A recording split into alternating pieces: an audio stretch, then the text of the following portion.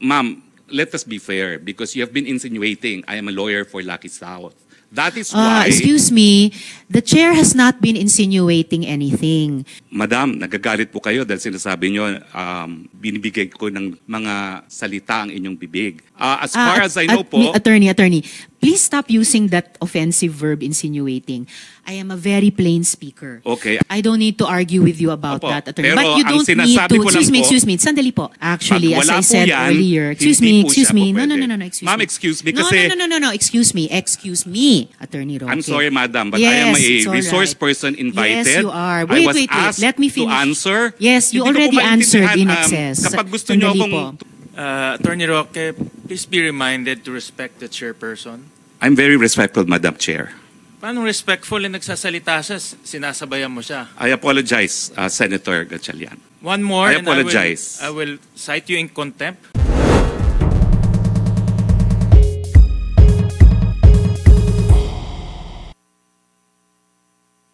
Alright, balikan ko po yung mga tanong ko kay Attorney Roque. Yes, Madam Chair. Yes, thank you. Alright. So, Attorney Roque, incorporator rin po kayo, si Ms. Myla Roque at ang dating law partner nyo, incorporators po kayo sa Biancham, tama po ba? That is correct. Biancham is my family holding corporation. All right. It's part of our estate planning. All right. So, family holding corporation, part of your estate planning. And then, ngayon, ang email address po sa cover sheet ng Articles of Incorporation ng Biancham,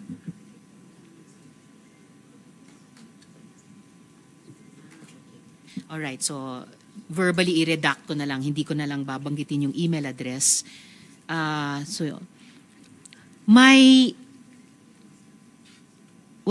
Isang observation sa kaninang pagtatanong, may layers ng ownership ng kumpanya ang bahay, pero lumalabas na kayo rin ito. Well, I've never denied that, and that's why I said that I have an interest in that house. But it has to be emphasized na for purposes of search warrants, they have to specify the registered owner ng bahay. Kaya nga po, una-una, dinideny ko po na na-raid yung bahay ko dahil wala pong search warrant doon sa nangyari. Ang meron lang po, mission order at pag-aresto ng Bureau of Immigration sa 2 Chinese nationals. So mission order po ang nag-cover ng raid? Hindi po raid. Sorry. Ang apprehension po. Kasi ang raid po, wala pong search warrant at may abogado naman po yung mga foreigners na nakatira ron, hindi po sila pinapasok because under the Constitution and the Bill of Rights apply also to foreigners, hindi po sila po pwedeng pumasok na walang search warrant. Briefly, Attorney Roque, I'll leave you to just ask a related question sa BI. Mission order lamang daw ang dala at walang warrant. Can you educate a law enforcer like me? Yes, Madam Chair. We confirm na during the arrest, the BI used the mission order. Wala pong search warrant. Walang warrant of arrest. All right. So apprehended yung 2 tao at nasa custody ngayon ng PAOK. Yes, Madam Chair. All right. Salamat po. Back to Attorney Roque. Can I Yes, confirm? Can I confirm lang po na your wife, Ms. Myla Roque, is the managing director of Biancham since 2015, ayon sa annual report ng Pag-ibig. Well, she was with Pag-ibig and she was managing director of Biancham, but she resigned. She resigned. When po? I cannot remember exactly when, but as I said, we filed an application to be part of the AFAB property and we appended a feasibility study. Meron pong malicious report sa media making it appear na yun ang kinikita na namin. Yan po ay feasibility study dahil requirement po yan ng AFAB kung kayo po ay mag-apply para maging kabahagi ng teritoryo ng AFAB. So dahil po doon, ayaw ng misis ko yung ganyang mga kontrobersiya, sabi po niya, I want out. At kaya nga po, ang nangyari po dyan, talagang nag-withdraw din kami doon sa project na yan because my wife said, I really want out. I want my privacy. No? At yan po ang dahilan kung bakit nagkaroon po ng change of ownership. At yan din po ang dahilan kung bakit recently we are now taking moves to reclaim Biancham. No? Except that my wife really says, I want out. And that's also why we are contemplating even a separation of property para malinaw na hindi siya mai-involve sa aking mga business undertakings. The decision was made also because we had business reversals in a solar project kung saan doon ko po iniinganyo yung Whirlwind company, no? And we lost a substantial amount of money in that business transaction. All right. Hanggang kailan managing partner yung asawa nyo sa Biancham? Sandali Kahit lang po yan approximately. Because yung investment po namin dyan sa First Bataan actually, and that was the controversy, was before I became congressman. And the controversy came out when I was a newly elected congressman, and that's when she verbalized that she wanted out dahil ayaw niya Anong magaganyan taon usapan. po yun nung naging rep Siguro kayo? 2016 po ako naging rep dahil So nanalo she- po ako nung 2016 elections. So she would have been managing partner for at least 1 year, from 1 year lang 2015 po to yan, hindi po 2016. nagtagal siya because she really wanted out. In fact, she wanted out of all my business transactions because gusto po niya maging pribadong individual. All right. But gaya ng ipinakita kong articles of incorporation, list of incorporators kanina kay Mr. De La Serna, may incorporators na nakalagay doon, isa rin po si Ms. Myla Roque. Yes, that's Alright. what the document says po. Hindi po yan dinideny. So just to summarize, yung house,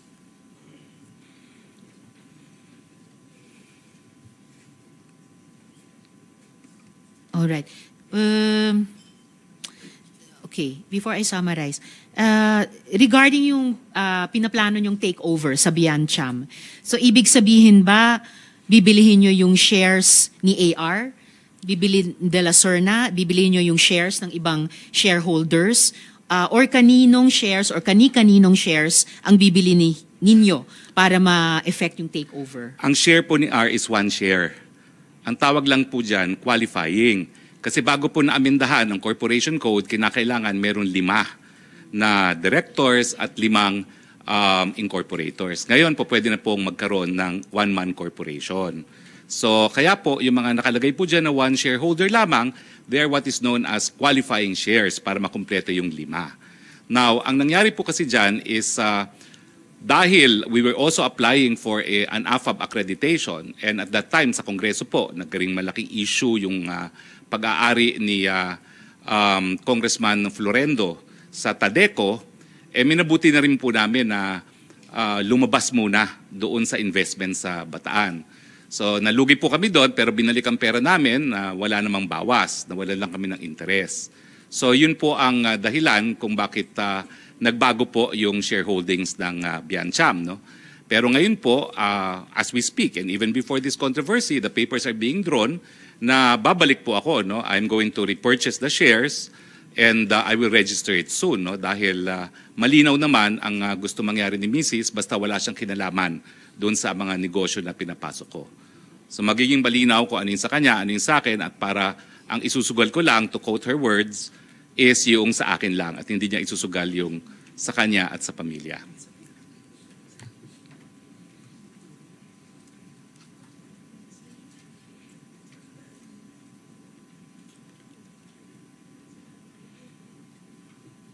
So, ibig sabihin po, i-buy out nyo sina Mr. De La Serna at yung iba pang shareholders para maging one-person corporation na yung Biancham sa inyo na po.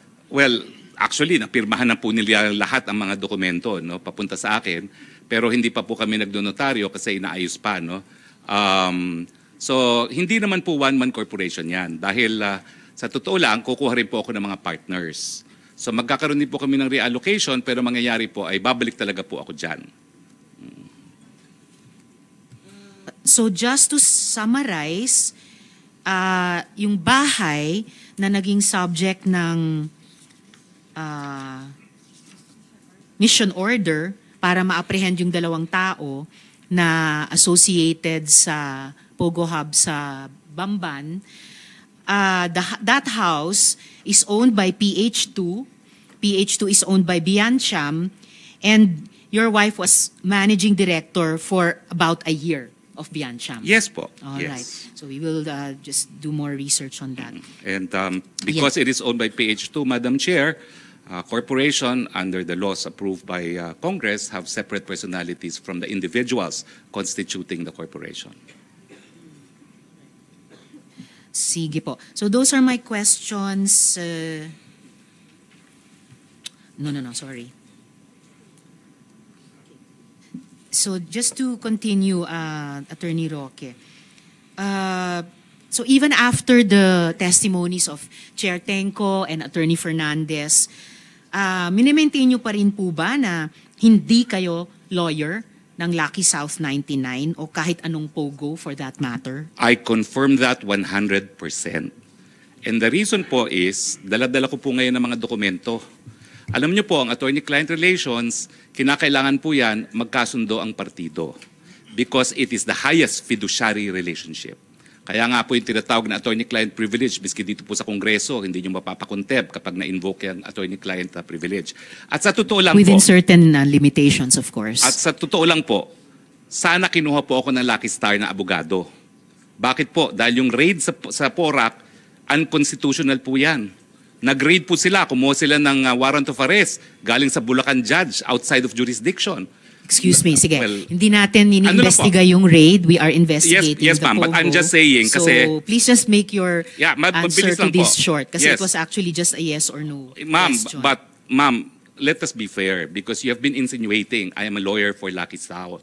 That is why... Excuse me, the chair has not been insinuating anything. The chair and the members of the committee have been asking questions based on the testimonies, sworn testimonies of PAGCOR Chair Tenco, Attorney Fernandez of PAGCOR, and other resource persons. So the resource person will not impute any insinuation to the chair. Will please just answer the questions. The chair has given the resource person okay, Your Honor, leeway then, to answer in the questions. the interest So of please answer fairness, properly. may I be allowed to dispute then the statement of the prior resource persons? We will get to that in the Okay, course so of the question questioning of again, the Madam Chair, is... do you maintain na hindi kayo abogado ng Lucky South 99 or any POGO for that matter? I maintain as an officer of the courts and under oath before the Senate of the Republic of the Philippines that I have never acted as legal counsel for Lucky South 99 or for any other POGO. All right. Pero tama naman pong totoo na nakipag-meeting kayo sa PAGCOR tungkol sa POGO sa PORAC. Yes or no Totoo lang po yun, nakipag-meeting Okay. ako, but as I said, ang aking kasama po ay kakilala ko bilang Whirlwind Corporate Secretary and I have documents in my possession which I would like to submit now to the Senate. Yes, Kasi iba please po do yung that. usap-usapan Thank you. lang, iba kapag notaryadong dokumento. Okay. And definitely, yung pagtestimonya ng ibang mga resource persons ay hindi rin lamang usap-usapan at may mga sinasubmit ding dokumento. Otherwise, the committee would not bother inviting them again and again to Madam, the hearings. Excuse me. I just like to ask the next question. So, ang topic ng mga meeting at pag-uusap nyo sa PAGCOR, and in fact, mga pag-follow up nyo sa PAGCOR, ay utang ng Lucky South 99, ng mismong POGO. Tama po ba? Yes Tama or po no? yun. Alright, salamat. So, hindi lang talaga Whirlwind, Lucky South 99 din. Pwede ba ho So, mag-explain? Pwede naman po. Okay, kasi po ang Whirlwind is not only the lessor, they're also the service provider. Now, I appeal now to the officials of PAGCOR. Siguro kayo po mag-explain kung anong ginagawa ng service providers, including Chair Andrea Dominguez because I had an opportunity to work with her. Domingo, no? Ang service providers po, sila talaga ang nagbibigay ng lahat na kinakailangan ng mga POGO operators kasi POGO operators po, lahat yan Chino. Hindi po yan nag-i-Ingles. Kaya nga po meron silang mga representative sa PAGCOR. Dahil sila mismo, they have no ability to communicate dahil nag-establish na nga sila ng mga independent POGO hubs.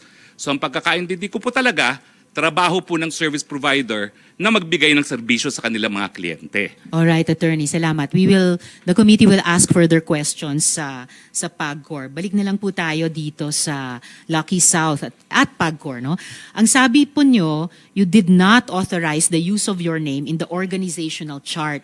That was submitted as an official attachment by Lucky South 99 to PAGCOR. Totoo So, kasalanan po yan ni Cassie Linong, tama ba? Hindi po. Kasalanan po yan ng kung sinong gumawa.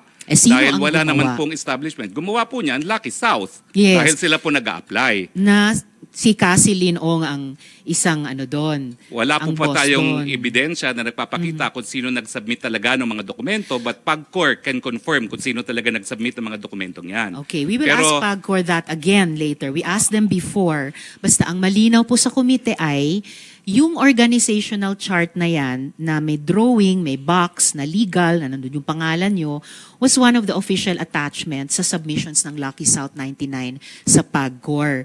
And sabi nyo nga, ang tawag nito, yung obligasyon ng Pogo na Lucky Star sa PAGCOR ang pinag-uusapan ninyo sa PAGCOR. So, due diligence, bilang abogado, dun sa mga diskusyong iyon, alam nyo kung ano yung mga dokumentong sinumite, alam nyo yung mga official attachments na nakalagay doon. Did you confront Cassie Linong about this? Or kinasuhan nyo ba siya na kung bakit nandun yung pangalan nyo sa organizational chart? Madam, nagagalit po kayo dahil sinasabi nyo, binibigay ko ng mga salita ang inyong bibig. Pero right now, Hindi you naman already ako assume... nagagalit. Sinasabi ko lang wag niyong gawin Oo, yun. pero ngayon po, sinabi nyo, you again insinuated that I had anything to do with the document. Ayan nga po ang sinasabi ko. As far as I know po... Attorney, please stop using that offensive verb insinuating. I am a very plain speaker. Okay, I'm sorry. It's all right. Pwede Okay. nyo lang sabihin mali yung fact na Mali po. sinasite, tinatanggi Oo. nyo yung sinabi ng ibang resource person. 4 na taon na pong itong investigasyon. Halos wala na pong nag-i-insinuate kasi dire-diretso na pong mag-usap. Okay, so please tell the committee, kinonfront nyo ba si Cassie Linong or kinasuhan nyo ba siya? Bakit nandyan yung pangalan nyo sa organization? Well, unang-una po, nalaman ko lang na nandun ang aking pangalan nung nag-hearing po last time dito na sinabi ni Chairman Altenco. Pero bilang abogado and naging professor ng constitutional law, I'm familiar with the rules of the Senate. And the Senate says that in proving facts, the rules of court apply in the suppletory character. I don't need to argue with you about Opo, that, Attorney. pero But you ang don't need sinasabi to, ko lang po- excuse me, sandali po. You don't need to tell the committee what the rules of the Senate are. Well, I'm just Please citing just po. answer our question. You don't My need to answer cite. po It's not is necessary. that document is only evidence of its existence. Pero para patunayan po yung katotohanan na nakalasaad sa dokumentong yan, dapat meron pong testigo na nakakita ng ginawa yung dokumentong yan, o di naman kaya testigo ng gumawa ng dokumentong yan, o di naman kaya yung testigo na pumirma ng dokumentong yan. Actually, Pag as wala I po said yan, earlier, excuse hindi me, po excuse siya me. po No, pwede. excuse Ma'am, me. excuse me No, kasi...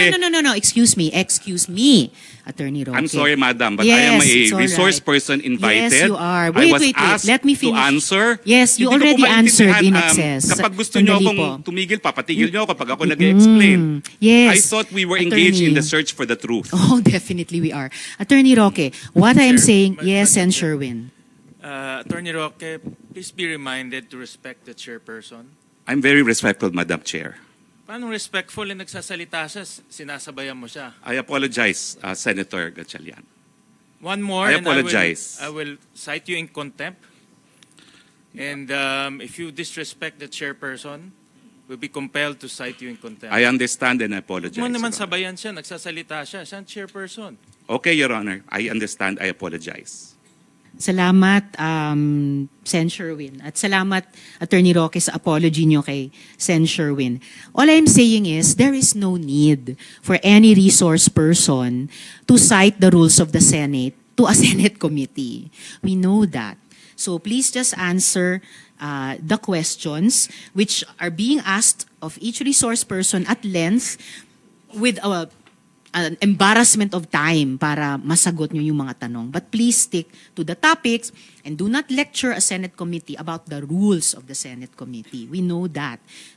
We correct ourselves kapag lumalabag kami doon. So, I suppose your answer is hindi kayo nagreklamo kay Cassie Leong at hindi nyo siya kinasuhan kung bakit nandun yung pangalan nyo sa chart. As I said, Madam, nalaman ko lang po yung pangalan ko nasa chart during the last hearing. Ang sinasabi ko po under oath as an officer of the court, hindi ko po inauthorize ang paglagay ng pangalan ko doon. Wala pong kinalaman sa paggawa ng dokumentong yan at wala pong kahit anong testimonya sa kahit sino na gumawa ng testimonya na nagsasabi na pumayag po ako. And I deny that under oath. All right. And sa interview nyo naman po kina Ted Filon at DJ Chacha, inamin nyo, quote, dinulog sa akin yung problema ni Cassie yung nangyari sa Lucky South. So mula mismo sa bibig ninyo, interes ng mismong Pogo ang miniting at fina-follow up nyo o inaareglo sa PAGCOR. Kasi nga po, si Cassie ay service provider ng Lucky South. So gaya po ng sinagot din ni Dennis Cunanan, pag may problema ang Lucky South, tumatawag sila doon sa mga tao na tutulungan sila dahil hindi nga po nag-i-English yung mga yan. Okay. So but, whether service provider o ano pa man, dinulog nyo yung problema ni Miss Cassie Leong at ng Lucky South na isang Pogo, idinulog nyo sa PAGCOR. Dinulog ko po Alright. dahil pinakiusapan po ako nung service provider. Dahil wala po akong kahit sinong kakilala sa Lucky South. Well, kilala nyo si Cassie Leong, siya, Lucky South po siya. Ay hindi ko po siya kakilala as Lucky South dahil ito po mga dokumento nagpapakita na siya ay pumirma sa mga pleadings na ginawa ko nung ako po'y retain mga 2 weeks after that meeting para sa kasong ejectment. Kaya nga po paulit-ulit ako, hindi po nagtagal matapos yung meeting na yon, dinulog po sa akin itong mga kaso.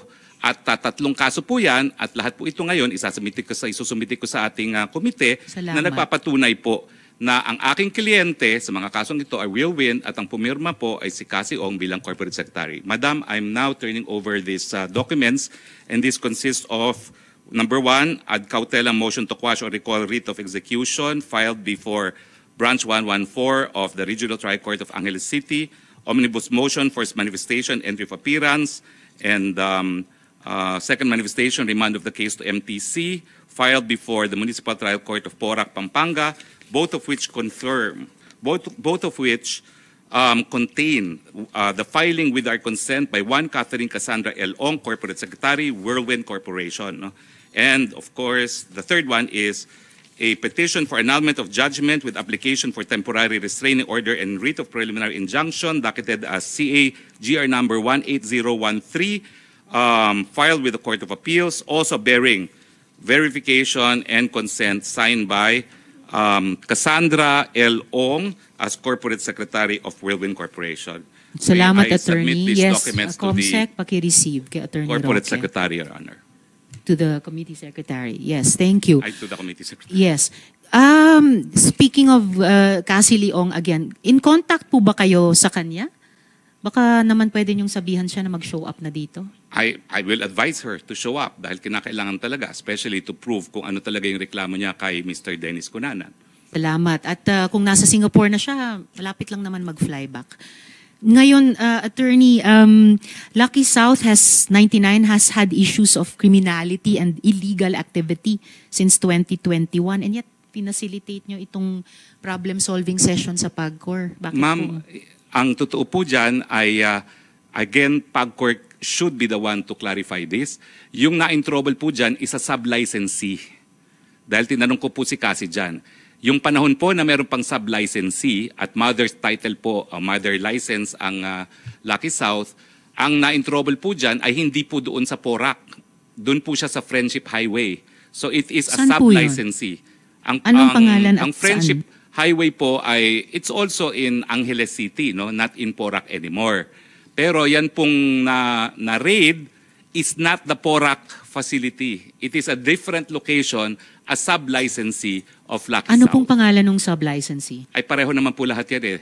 And the PAGCOR officials can confirm this. So it's also Lucky South 99? Well, because ginagamit po nila yung lisensya dahil nung unang panahon, allowed po ang mga sub-licensee at nandiyan naman po ang past and present leadership ng PAGCOR. Kaya hindi po naapektuhan ang operation ng Lucky South dahil na-establish naman na hindi po yung Lucky South na nag-ooperate sa Porac ang may pagkakasala dun sa raid na yon. Well, definitely the committee will get back to the current PAGCOR chair dahil napaka-unequivocal yung pagkasabi na Lucky South 99 mismo ang may problema. Okay, so attorney, so ayaw nyo mang amining, abogado kayo ng Pogo, malinaw na abogado naman kayo ng taga-areglo ng Pogo. So, Pwede bukod naman pa po dyan, yan. excuse me attorney, sandali po. Bukod pa dyan, ang pag-areglong ginawa nyo sa PAGCOR, nangyari noong 2023. Pero gaya ng nabanggit ko kanina, noong 2022 pa lang, ni-raid na ang Lucky South 99 dahil sa human trafficking. At hindi po isang sub-licensee ng Lucky South sa Friendship Highway o kahit saan pa man, but yung Lucky South dun sa Porac. Ito po ang tanong ko, sa kabila ng lahat ng yan, at kahit alam yung trabaho ng Whirlwind, no? Whirlwind na protektahan ang interes ng Pogong may track record ng kriminalidad, pumayag pa rin kayong maging abogado nila. Tama po ba? Tama po yun kasi wala naman akong nalaman na merong raid noong 2021. Kasi na-meet ko na lang po sila tapos na ang eleksyon. Na-meet ko na sila nung bumalik na ako sa aking private practice 2022 at hindi ko naman sinusubaybayan kung sino talaga yung mga na-raid ng 2021. At ang pagkakaalam ko po, sila ay Whirlwind kasi nga po 2 weeks after our meeting, lahat ng dokumento na pinirmahan nila kung saan nila ako retain as lawyer ay sa ngalan po ng Whirlwind. Again, fully documented po yan. So pero ang nasa likod ng isip ko kasi yung pagpulong nyo ni Cassie Leong ng Lucky South 99 sa PAGCOR. So,